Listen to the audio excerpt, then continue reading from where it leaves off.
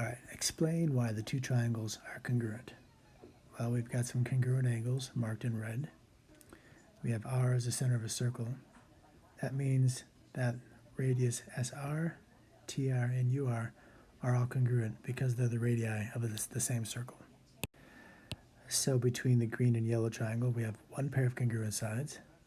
Then we have another pair with side TR. By the reflexive property, it's congruent to itself, but we can think of it as a side of the green triangle being congruent to a side of the yellow triangle. So the two triangles are congruent because we have a side angle inside of a green triangle congruent to a side angle side of the yellow triangle.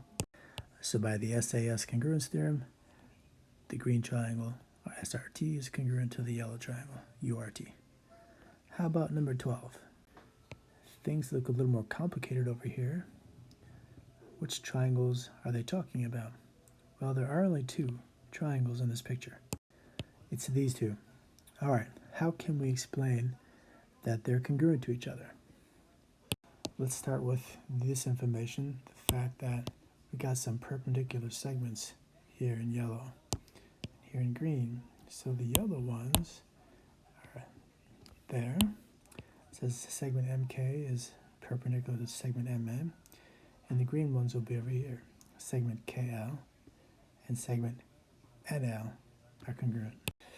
All right, segment LN is a radius of the circle on the right, just as segment MK is a radius on the circle on the left. Both radii are 10. That means the radii are all 10. That means